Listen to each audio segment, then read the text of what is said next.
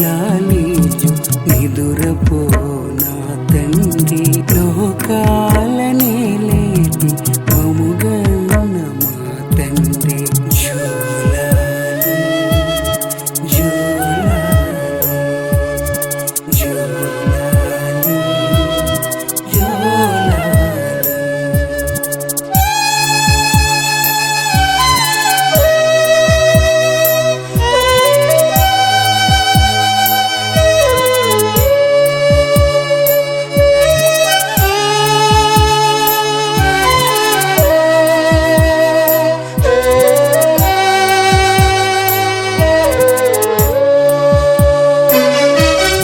యోగ నిద్ర నీదంట సర్వం చూస్తుంటివట హర హర శంకర ఓం శ్రీరామేశ్వర.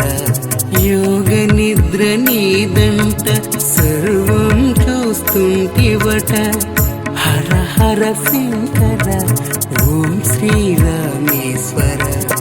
ఏల నీకు జోల పాడి నిదుర పుచ్చుకోమంట ఏల నీకు జోల పాడి నిదుర పుచ్చుకోమంట ఆ చంటేశ్వర బదులు పలుకరా జోలాలి లాలి జో నిదురపో నా తండ్రి లోకాల నేలేటి మముగన్న మా తండ్రి జోలాలి జోలాలి జోలాలి జోలాలి.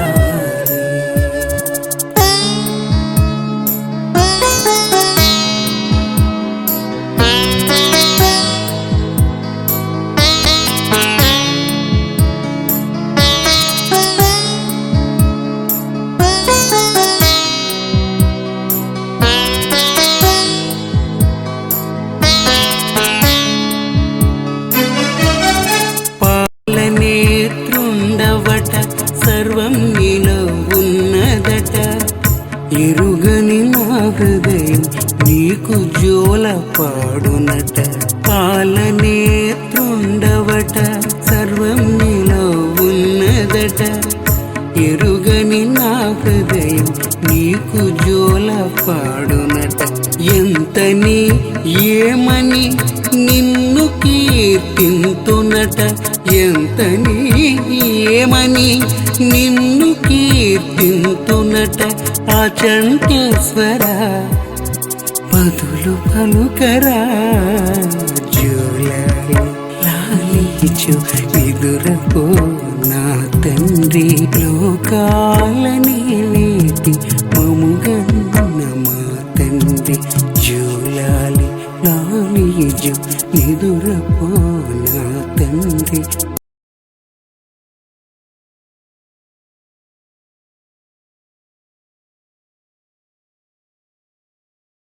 లోకంలో విశిష్టమైనటువంటి శివక్షేత్రాలు అనేకానేకంగా మనకి ఉన్నాయి. అందులో ఒక విశిష్టమైనటువంటి క్షేత్రంగా విరాజిల్లుతూ ఉన్నటువంటి మన ఆచండ క్షేత్రంలో ఆచండేశ్వర స్వామి రామేశ్వర స్వామిగా వెలుగొందుతున్నటువంటి రామేశ్వర స్వామికి పరిక్రమణ అంటాం. ప్రదక్షిణ అంటే పరిక్రమణ అని. ఈ పరిక్రమణ కార్యక్రమాన్ని ప్రతి సోమవారము కూడా అంటే సంధ్యా సమయమందున రాక్షసీయ సంచారముకు జరుగుతున్న సందర్భంలో మానసికమైనటువంటి తత్వము ఒక విధమైనటువంటి నీచమైనటువంటి స్థితిగా ఒక నిర్దిష్టమైనటువంటి భావనతో లేకుండా చంచలమైనటువంటి తత్వంతో ఉంటుందిట. అంటే ఉదయాత్ సాయంత్రం వరకు కూడా షట్కాలార్చన కార్యక్రమంలో మనకి హరికుమార గణేశ పితృదుర్గా సాత్యేయనః అని తెల్లవారుజామున ధనుర్మాసం ఈశ్వరుడికి కానీ పరమేశ్వరుడికి కానీ అలాగే విష్ణుమూర్తి కూడా అత్యంత ప్రీతికరమైనటువంటిది. తెల్లవారుజామున మంచు పడుతున్నటువంటి హిమత్పాతము జరుగుతున్నటువంటి సందర్భంలో విష్ణుమూర్తి యొక్క తీర్థపు బింది తీయడం అనేటువంటిది మనకి ధనుర్మాసంలో ఆచారంగా నడుస్తున్నటువంటి విషయం. అలాగే ఈశ్వరుడికి కూడా అదే తీర్థబిందిని తీసుకొస్తూ ఉంటారు. తాపసుడు అయినటువంటి గరళకంఠుడైనటువంటి పరమేశ్వరుడు మహోద్గ్రహమైనటువంటి స్థితిలో ఉగ్రతత్వాన్ని కలిగినటువంటి స్థితిలో ఉంటాడు. కాబట్టి ధనుర్మాసంలో ఉదయకాలముందన తీర్థపు బిందిని అతి శీతలమైనటువంటి వేరొక ప్రాంతాన్ని నుంచి తీసుకుని వచ్చి, అందుకే చూడండి వ్యక్తుల యందు కానీ మానవుల యందు కానీ భేదస్వరూపం అనేటువంటిది ఉంటుంది కానీ భగవంతుడికి లేదు అని. శివాయ విష్ణు రూపాయ శివరూపాయ విష్ణవే శివస్య హృదయం విష్ణు విష్ణోస్య హృదయం శివ.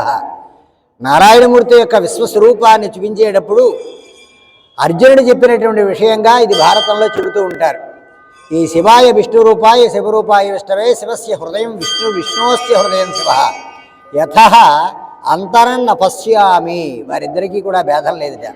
అందుకనే చూడండి మనకి ధనుర్మాసంలో విష్ణువాలయాన్ని నుంచి కానీ కేశవాలయాన్ని నుంచి కానీ ఈ స్వామి దగ్గరికి, అలాగే శైవక్షేత్రాల నుంచి విష్ణుమూర్తి దగ్గరికి తీర్థాన్ని పట్టుకెడుతూ ఉంటారు.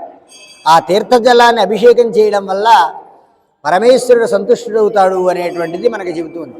అలాగే హరికుమార గణేశ పితృదుర్గ తెల్లవారుజామున విష్ణుమూర్తి యొక్క దర్శనం విశేషంగాను, తర్వాత 8 గంటల సమయంలో కుమారస్వామి యొక్క దర్శనం విశేషంగాను, 11 సమయంలో గణపతి యొక్క ఆరాధన విశేషంగాను చెబుతూ ఉంటారు. అలాగే పితృదేవతలకి 12 సమయంలో మధ్యాహ్న కాలంలో చాలా ప్రీతికరమైనటువంటిది. ఇక సాయంకాలం ఏదైతే ఉన్నదో ఇది శాక్తేయన సమయము అంటారు. ఇది అంటే అమ్మవారి యొక్క సంపూర్ణమైనటువంటి సమయంగా చెప్పబడుతూ ఉన్నది. కాబట్టి ఈ సమయంలో ఈ ప్రదోషకాలంలో సంధ్యాకాలము అంటాం. అంటే సూర్యాస్తమయ సమయంలో చంద్రోదయ మధ్యకాలం ఏదైతే ఉన్నదో ఈ సంగమ కాలాన్ని మనం ఈ ప్రదోషకాలంగా చెప్పబడుతూ ఉన్నది. అయితే జ్యోతిషాస్త్ర ప్రకారం ప్రదోషకాలము అంటే దానికి ఏవో కొన్ని నియమాలు ఉన్నాయి.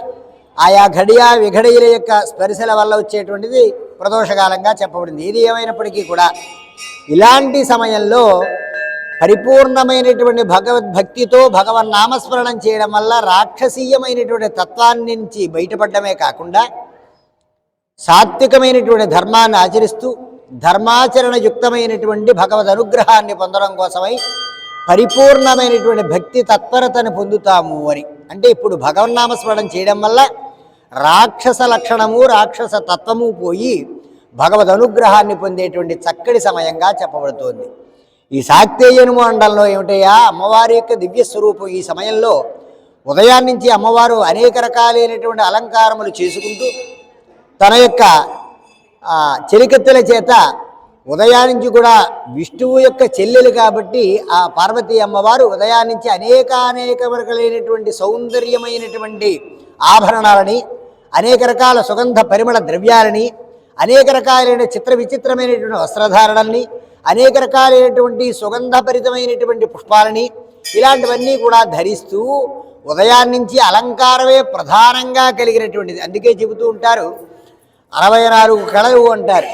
అలాగే షోడశ కళల్లో విశేషమైనటువంటిది అమ్మవారు షోడశ కళాత్మికగా చెబుతూ ఉంటారు. ఇలా అన్ని కళలని ఆపాదించుకుని ప్రదోషకాల సమయం సాయంత్ర సమయంలో నా భక్తులు ఏం చేస్తున్నారా అని ఒక్కసారి భూ ప్రదక్షిణ కోసమై భూమిలో పరికించడానికి వస్తుంది ఈ భూమి మీదకి. అదిగో ఆ సమయంలో ఏ భక్తులైతే భగవద్ అనుగ్రహాన్ని పొందడం కోసమై ఈశ్వర దర్శనం చేస్తారో అమ్మవారి దర్శనం. అందుకే గొప్పదేమిటయ్యా ప్రదోషకాలము అంటారు. చూడండి మనకి లక్షపత్రి పూజా కార్యక్రమాలు చేసేటప్పుడు కూడా చెబుతూ ఉంటారు తమ ప్రదోషకాల సమయే. అదేమిటండి అంటే ఆయన సొంతమా ప్రదోషకాలం? కాదు అయ్యగారి గురించి కాదు. అందుకే మనకి చెబుతూ ఉంటారు సౌందర్యలహరిలో శివశక్త్యాయుక్తో యది భవతి. అసలు అమ్మవారు లేనిదే లేదుగా. అందువల్ల నీ కాలము అని అనడంలో అయ్యా అమ్మవారితో కలిగి ఉంటావు. అందుకే మొట్టమొదటి చెబుతూ ఉంటారు వాగర్ధావివ సంపృక్తు. వాక్కు అర్థము, మాట ఉంటే అర్థం ఉంటుంది, అర్థం ఉంటే మాట ఉంటుంది. ఇవి రెండు లేనిది ఏదీ లేదు. ఊ అన్నా కూడా అర్థం ఉంటుంది. అలా వాక్యానికి అర్థానికి ఎలా అయితే సంయోగం కలిగి ఉంటుందో పార్వతీ పరమేశ్వరులు నీదైనటువంటి సమయం ఇది. తమ ప్రదోషకాల సమయే, నీ సమయం అమ్మా ఇది. ఇగో నీతో పాటు నీ కోసం వచ్చాం కాబట్టి ఈశ్వరుని కూడా ఒక దర్శనం చేస్తాం, ఒక కంట చూస్తాం. అంచేత నీ సమయం అనుకూలమైనటువంటి సమయం కాబట్టి నీ యొక్క అనుగ్రహ పాత్రులమై నీ అనుగ్రహాన్ని కోసమై మేము ఇక్కడికి వచ్చాం. ఈ సమయంలో నీకు ప్రదక్షిణం చేస్తున్నాం ఈశ్వర పరమేశ్వర అని. అందుకే చూడండి శివ అంటారు. శివ ఏమిటండి? రెండు ఒకటేగా. శివ శివ ఇదేమిటి శివ అంటే ఏదైనా శివే కదండి అనిపించవచ్చు, కానీ అర్ధగ్రాహ్యంలో ధాతువులకి గొప్ప లక్షణం ఉంది. శివ అంటే ఈశ్వరుడు ఒక్కడే. శివా అన్నామనుకోండి అమ్మవారితో కలిసిన పరమేశ్వరుడు అర్థంట. అంటే దీర్ఘవృత్తంలో జరిగినటువంటి లక్షణం అది. ఇది సంస్కృత భాషలో చెబుతూ ఉంటారు. కాబట్టి అంత గొప్పదైనటువంటి శివానుగ్రహాన్ని పొందడం కోసం, శివ అనుగ్రహం కాదు, శివానుగ్రహం పొందడం కోసమై ప్రదోషకాలంలో ప్రదక్షిణం అనేటువంటిది మనం చేయడం వల్ల అమ్మవారితో కూడిన ఈశ్వరుని యొక్క సంపూర్ణమైన పరిపూర్ణమైన అనుగ్రహం పొంది రాక్షసీయ తత్వాన్ని నివృత్తి చేసుకుని మనం జీవనాన్ని ఆనందదాయకంగా సాగిస్తాము, ఇహపర సౌఖ్యం కలుగుతుంది అనే భావన చేత పరిక్రమణ అనేటువంటి ప్రదక్షిణాన్ని చేస్తూ ఉన్నాం. 11 ఏకాదశ రుద్రస్వరూపుడు కాబట్టి పరమేశ్వరుడికి 11 ప్రదక్షిణాలు చేస్తూ ఉన్నాం. కాబట్టి ఈ విధంగా ప్రతి వారము కూడా ఒక్కొక్కసారి ఒక్కొక్క రకమైనటువంటి భగవన్ నామస్మరణంతో అనేకానేకములు. అందుకే చెబుతూ ఉంటారు భాగవతంలో భక్తపోతన, ఒకటి కాదయ్యా అనేక విధాలు, 9 విధ భక్తులు అన్నారు.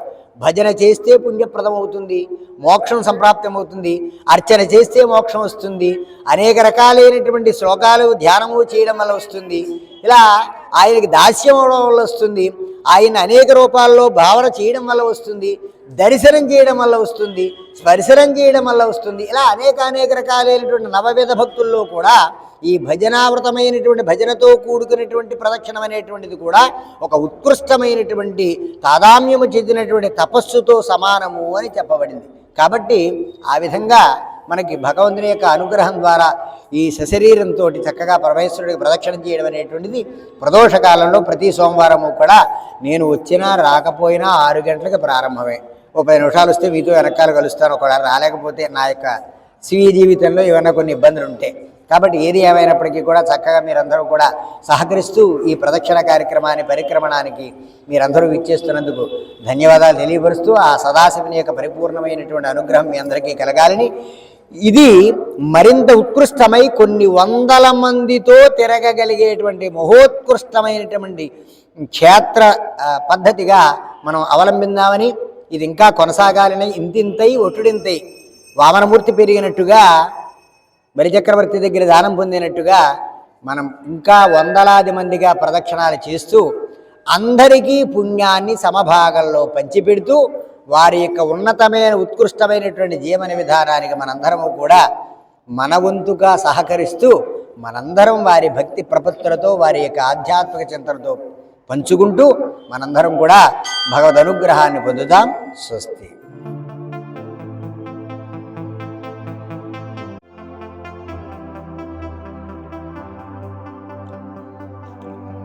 గారు మా గురుగారు ఆయన ప్రారంభింప చేశారు ఈ ప్రదక్షిణలు అన్నది శివాలయంలో. మన రామేశ్వర స్వామి ఎంతో ప్రసిద్ధమైన దేవుడు, చిన్న కాశీ అంటారు మన రామేశ్వర స్వామి మన శివాలయాన్ని.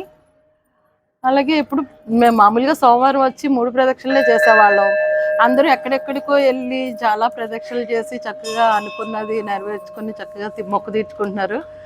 అలా మనం కూడా ఎందుకు చేయకూడదు అనిపించిందో మరేంటో. మాధవశర్మ గారి దయ వల్ల మేము కూడా మొదలు పెట్టాం. ఇది ప్రతి సోమవారం టక్మని గుర్తొచ్చేస్తుంది, సాయంత్రం 6 అయిపోతుందమ్మా శివాలయానికి వెళ్ళాలి అని.